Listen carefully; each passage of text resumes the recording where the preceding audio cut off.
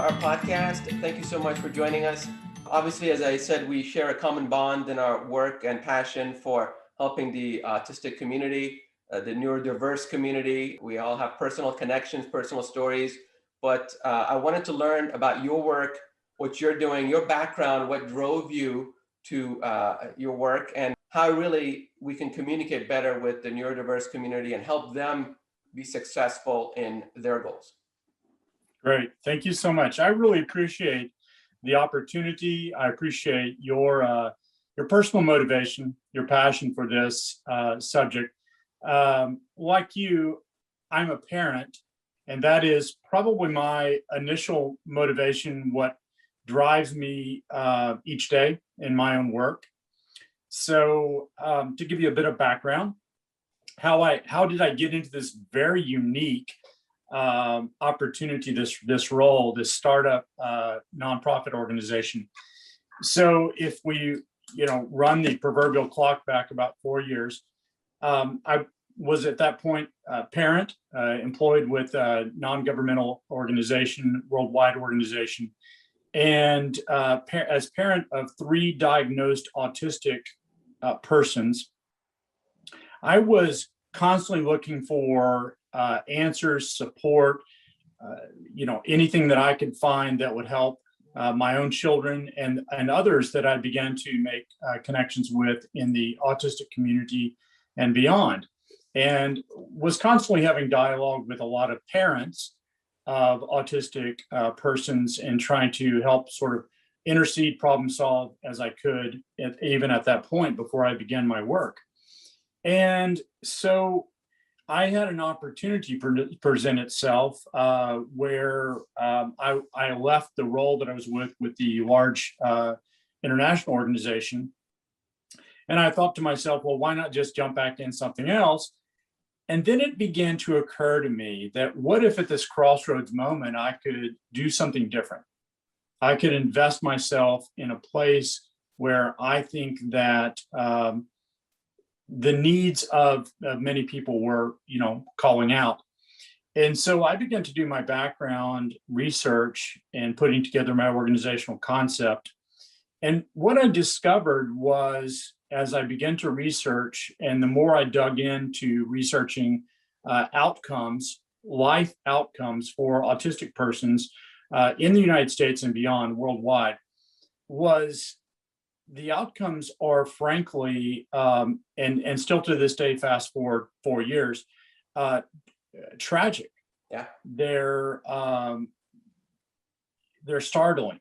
Yeah. So the numbers of autistic adults who experience each day chronic depression, anticipatory and other anxiety, sensory overload, and we can talk about that in a minute. Unemployment. Now, the unemployment rate has been researched many times over. The most recent research that we've been able to find places autistic adults somewhere between 70 and maybe even as high as 90%.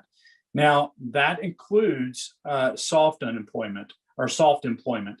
So you see people going from job to job to job, never really finding anything to any place to stay. And then finally, the one that's the most sobering to me, and there's been some research on it fairly recently. I know the Johnson Foundation had some research on it that shows that the suicide rate for autistic individuals is around 9 times the national average. Wow. So, you don't see that on the news. No. But it's there. And we find autistic adults slipping away. By the time autistic adults reach the age of 19, 20, 21 years of age, all the services, and I have some problems with some of the services that are available, but the services that are available are drying up. Right. They're just not available to autistic adults after that stage. So what we find is autistic adults are just sort of left out. Right. Many parents who are aging parents are trying to provide for these autistic adults, but there's no place for them to go. And so I was stopped in my tracks and sobered by that research as I did it, and I endeavored to do something different. I thought something radical had to be done, and it had to be done right away. And so I formulated the idea of putting together a person-to-person life coaching, job coaching organization that would specifically address the needs of autistic and other neurodivergent adults. So I decided to address that head on. It was interesting too. I just remember fondly having several conversations with business colleagues when I launched the organization. They would say, "What do you do?" And I say, "Well, I do life coaching." And I was almost able to finish my sentence before they'd say, "Oh yeah, we know lots of people who do that." And then I would say, "For autistic adults." Yeah. And they would say, "Okay, well, I've never heard of anyone ever doing that." Right. So encouraging news is that now, 4 years later, there are some individuals and groups doing that, which I've cheered on. Right. But I formulated what I wanted to do with this organization around what I call E3. So E3, and that methodology powers everything that we do with our organization. And our organization is finally growing, so I'm excited to report that, and I'll talk about that in a minute. But this E3, the concept, the first E is to engage. Right. Every day, every hour, myself, my volunteers, board members, colleagues, those that I can grab hold of, anybody out there, we seek to build bridges of engagement for autistic adults. Mm-hmm.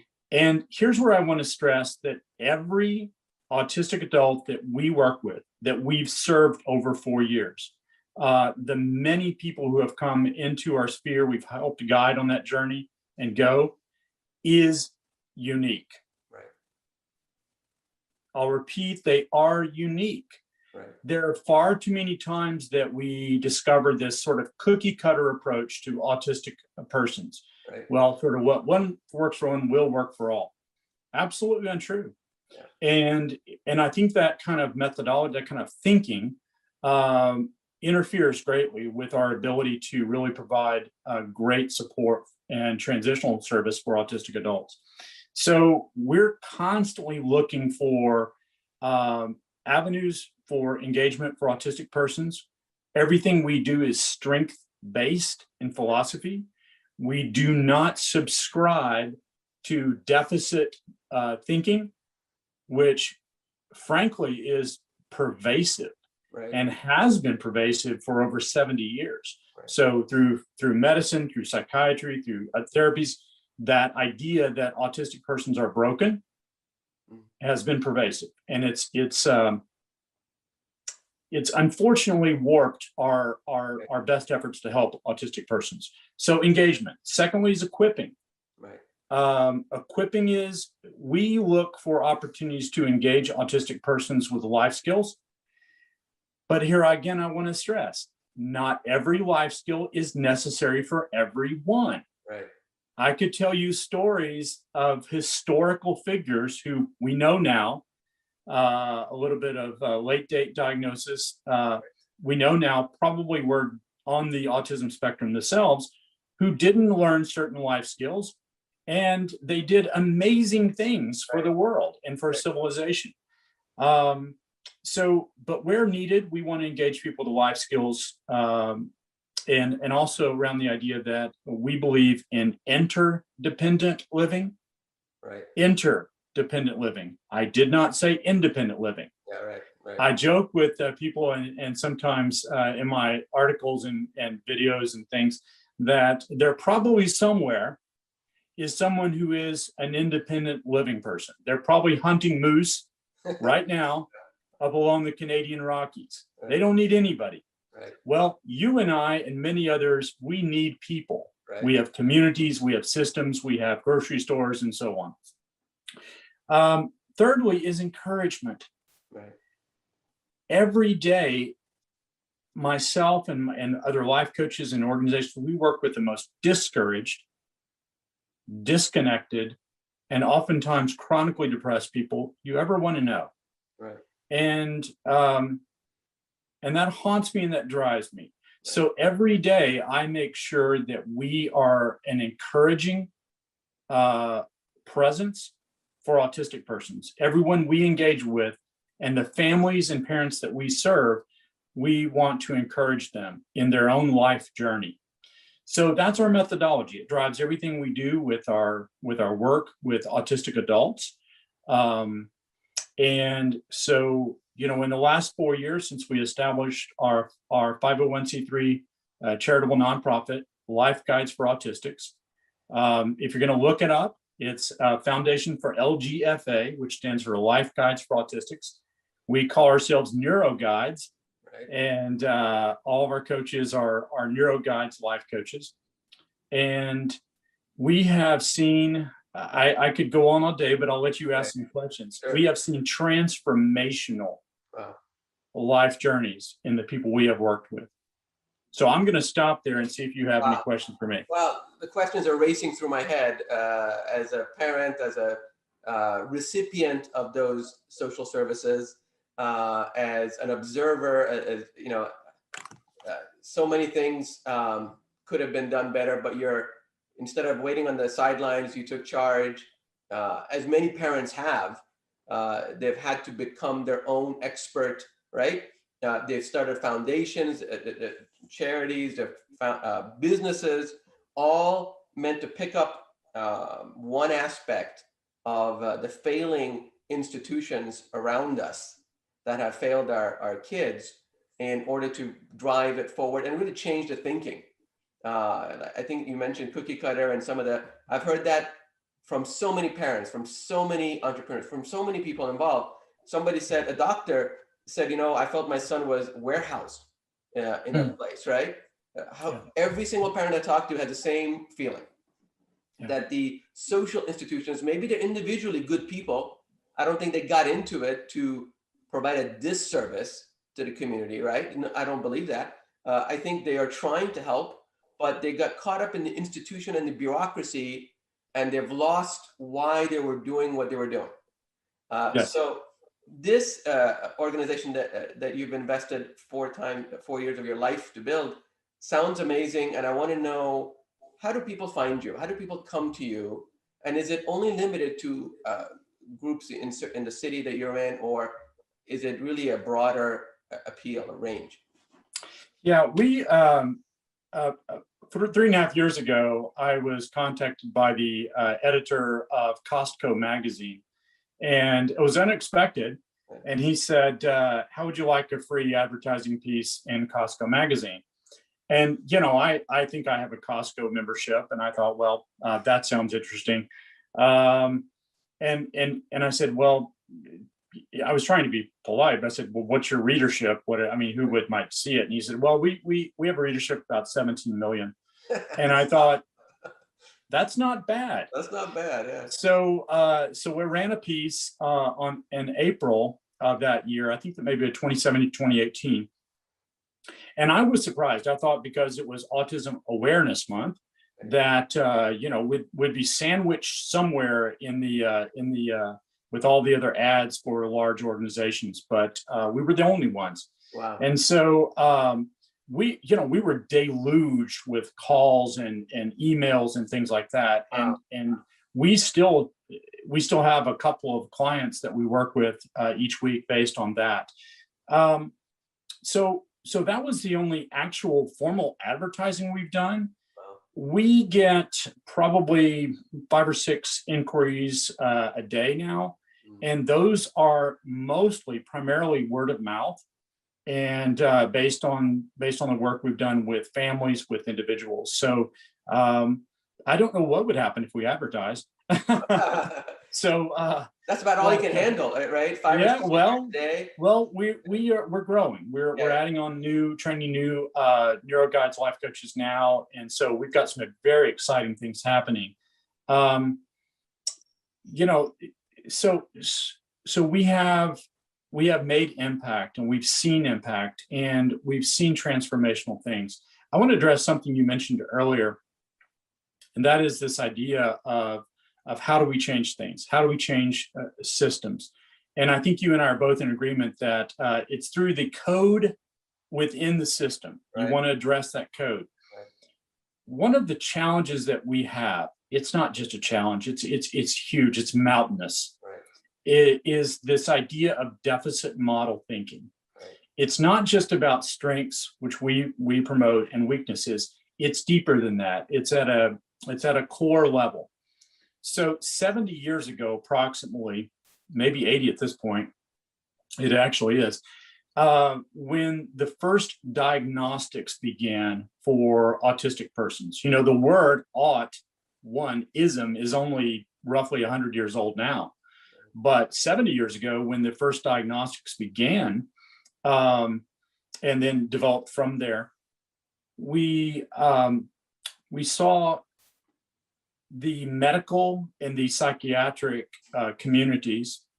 And I think, and I want to say here, I believe there are lots of well-meaning people, and it's wonderful.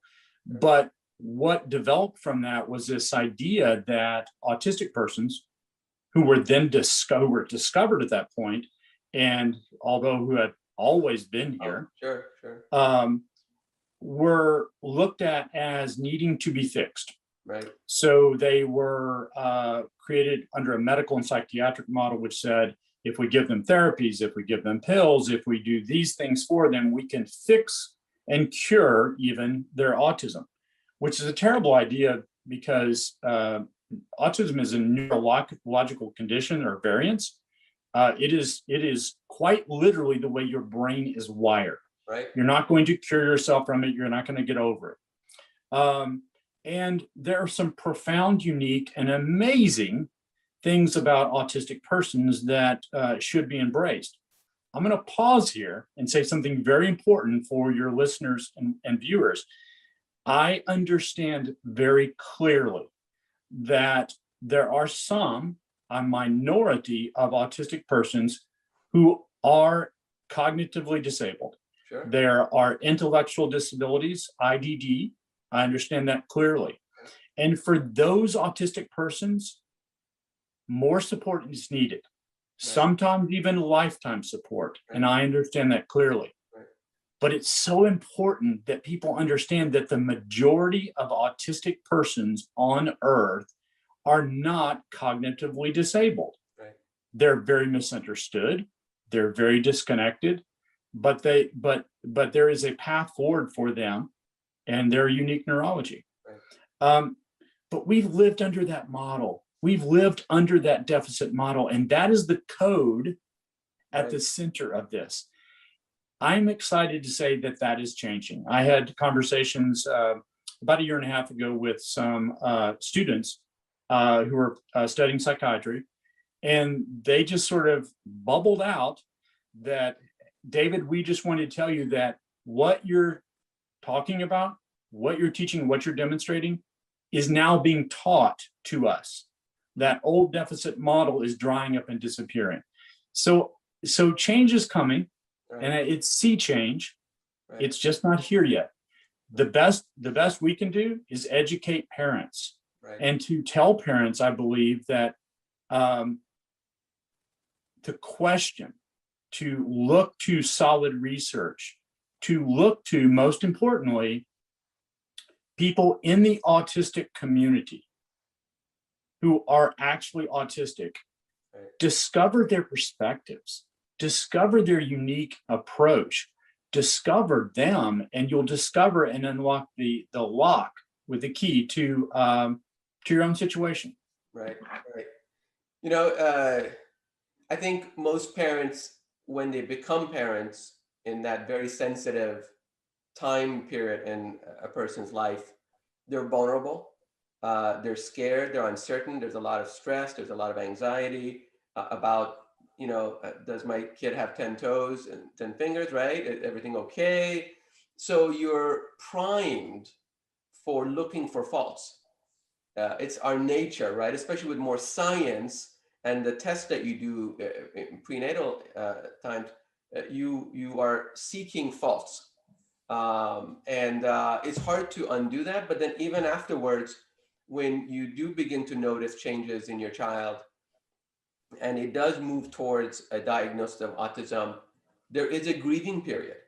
for most normal parents who are ill-equipped and don't have the, I want to say, maturity or the resilience that autistic parents have, because we've dealt with so much and we've, it's easy. I could go back to 13 years ago when my son was born and I was a rookie. I didn't know anything. I always say parents, kids don't come with a manual, and special needs kids especially don't come with a manual. So you're completely in uncharted waters. You only have perhaps unsolicited advice from family or pseudo experts to say, oh no, it's X or Y or what have you. So a lot of folks that I talk to are paving the way in trying to actually take care of the parents, the support unit early on, make sure they don't crack under the pressure, make sure they're prepared on the right path, which is really supporting your child in whatever they want to be, whether they're on the special needs spectrum or not. You shouldn't really brand your kid as, I want that kid to be what I want that kid to be. I want them to be the best they can be, whatever it is. If it's not Harvard, that's okay. If it's community college, if it's a job bagging groceries at Ralph's, it's okay. You're happy, you're healthy, you're loved. What else is there? Don't complicate life with more baggage than life already gives your kid when they're born. Right. Oh, absolutely. And I would go far as to say, letting go of those preconceptions, as you said, is critical. One of the challenges that we face is that there is that, as you mentioned, that vulnerable moment for parents. I've been there. Right. Personally, I remember sitting in a room with my shrieking first child, who every time you open the windows and let that light come in, was shrieking. Every time a noise, a pin would drop, something was highly uncomfortable, and no one knew what to do. And I understand today that was sensory processing integration disorder, SPD. I was not able to see it then because I was not aware of it. And I know now that not only my own kids, but every autistic person that I've worked with has experienced some level of sensory processing integration disorder. I see it now, and I know how to help them adjust to it. But at that moment, right? At that moment when we, as you mentioned, the word grieving process, I think that we're growing as a culture, as a civilization, as community. And I believe that we're coming to a place where we understand that to have an autistic child is not worthy of grief. Right. That it is a simple but important neurological difference. Right. And again, I restate, if there are cognitive disabilities, we can work with that. But for the many who are simply autistic, they are longing for and calling out to be understood. I had a visit with a new client recently, and the first thing he did was trying to tell me all the wonderful things that he had done. He had achieved this, he had done this, this long list of showing that his behaviors were good and that he could be a great citizen and a great, and on. And I remember looking at him and asking him about who he was, and sharing that moment where I began to challenge his pre-built model of assumptions, and within maybe 10 minutes, we were having a fantastic conversation. All the guards were being lowered. Right. All the behavioral mechanisms that he had been taught and trained in were all being discarded, and it was powerful. Right. to see. It's that I see you moment. Right. And that's one of the great joys of my work is discovering the actuality, the presence of people. Right.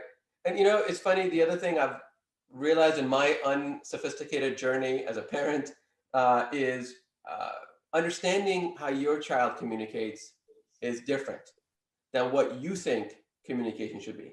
So my other son, we obviously exchange words, and there's other what we would accept as normal social behavior. And my special needs son doesn't speak. He is cognitively, Non-speaking. he's Uh-huh. not speaking, he is cognitively disabled, but he is just a bundle of joy. He's just a Mhm. 13-year-old, kind of acts like a 2-year-old. But Mhm. for those parents that always wish that their baby could remain a baby, guess what? We have that. So Right? he hugs and kisses, comes to you, I mean, just a big baby, and Yeah. loves affection, comes, holds your hand all the time. So, of course, he's different, and he's only one, as they say, when you met one kid with autism, you met one kid with autism. So Sure. that is his way of relating to us. But Mhm. the fact that the way we connect is different than what Yes. most people connect. So we may just Yes. come stand next to each other and hold hands. He won't look at me. He'll be close to me in proximity, and that's where we're connecting. It doesn't Yes. always result in obviously eye-to-eye contact and the type of, I want to say, visual satisfaction that most parents, especially young parents, are longing for. So if you Yes. And understand I what, appreciate what you're right, saying. I right, really do, because yeah, it's that parental bond, it's that right, warmth, that emotive sure, connectivity, and the ability to see beyond limitations, and to a discovery process of how best to communicate. right, One thing you just mentioned is this eye contact. right, For many years, we've carried the weight of that.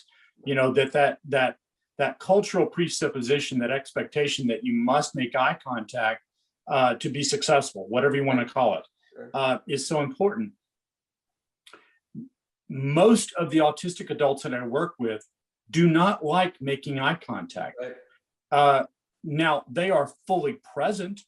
They are taking in a lot of information, maybe more than people who make eye contact. They're taking that information in. But it has nothing to do with success. It's a cultural construct. In fact, some research recently was fascinating. Native American peoples, they actually, most of them, cultural. Now their cultural expectation is to not make eye contact. They find that deep penetrating look that we espouse to be offensive and right, dishonoring. right, So they don't like that, and right, they never have. But we push that. And right, I think we need to start to question those assumptions that we make. right, Why is it so important to do that? Why is it important? If you have people who have sensitivity to proprioceptive input, sure, touch, texture, why do we demand a good firm handshake when they don't like to make good firm handshakes? right, I think you could be entirely successful. right, Yes, and COVID helped things, right, right, but you can be entirely successful without having to grip someone's hand firmly. right.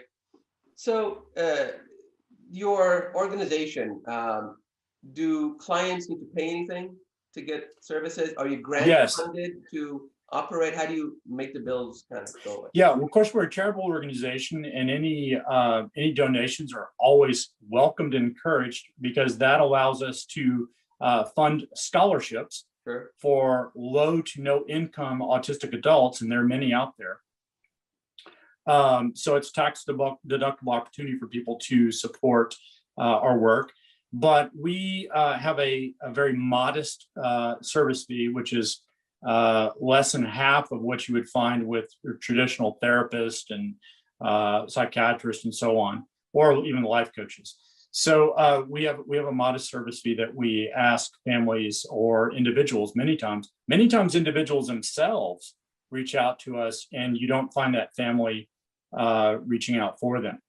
So so a variety of means, service fee, and then also charitable donations are welcome. So right, right. So um, uh, clients come to you, you begin to work with them. How long does this engagement last? yeah, that's a great question, because there's so much variety there. Right, Um, Partly because we don't have this formulaic approach. You're going to do the following things, and then you'll sort of graduate. right, We have worked with clients for 2 to 3 months. Mhm. And we consider it to be, our organization pictures us as true guides. Mhm. We don't drag people.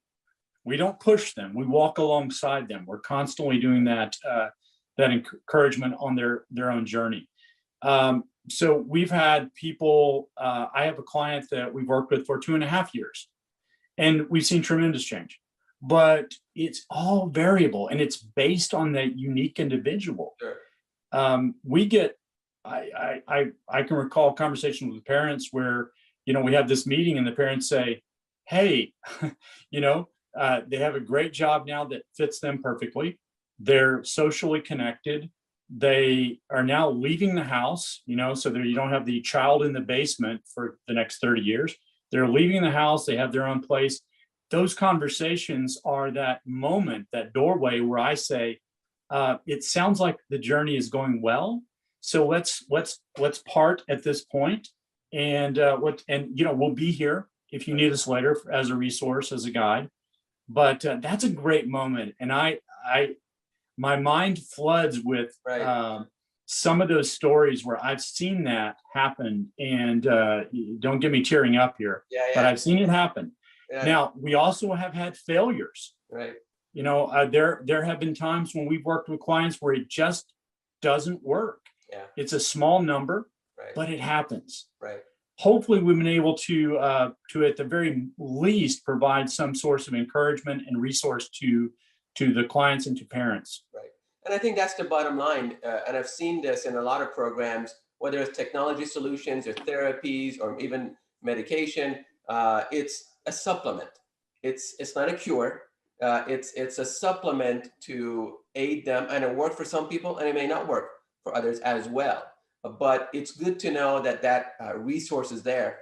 One last thing I wanted to kind of leave you with is thought, and I'm sure you're aware of it, but I'm beginning to see big companies have a neurodivergent specialist, like a sustainability specialist or a recycling specialist. They have a neurodivergent specialist embedded in the company to help with just what you're saying, which is help adults acclimate to the work life, or help them in the bureaucracy of it. Have you seen that? Do you work with any of those companies, or aware of any? Oh yeah, in fact, I'm a consultant for a tech company called Ultranauts. Ultranauts is an amazing company. They're bleeding edge. Wow. In what they're doing, because approximately 70% of their workforce is on the spectrum, neurodivergent. So I work each week with those staff members, employees. They call them team members. Right. And I have a lot of conversation and discourse with other companies. It is happening. It's happening more and more often. And I do some consultancy work with those companies.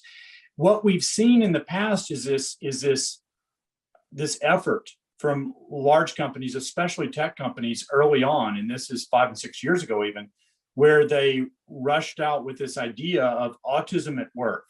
Right. And unfortunately, and that things are changing, but unfortunately what happened is they took that deficit model, right, we talked about, and they buffed it up and polished it up, and they created more compartments and more sort of supervisors, people that watched autistic people do their thing in these small boxes and compartments. And that is now being flipped over, that model. So I'm encouraged about that. I'm encouraged to be a part of that. And, for anyone who would love to know more about what we call the neurodiversity movement, or this new approach to working with autistic persons, we invite the connection. Right. Perfect. Thank you so much, David Hall, for your insights, for your work, for your passion for this community, and for all the sacrifices that clearly you have made in this journey. You're not alone. I'm right there with you. And I want to make sure companies do hire more neurodivergent people and do begin to move towards including this diverse community in the workforce. So important, so overlooked, so long abandoned and ignored, but it is a part of our society. This is important and vital as any other community. So the more we can share our story, just like on this podcast, I think the more it is for our community to benefit from and learn from. It's, as a friend of mine said, it's progress, not perfection.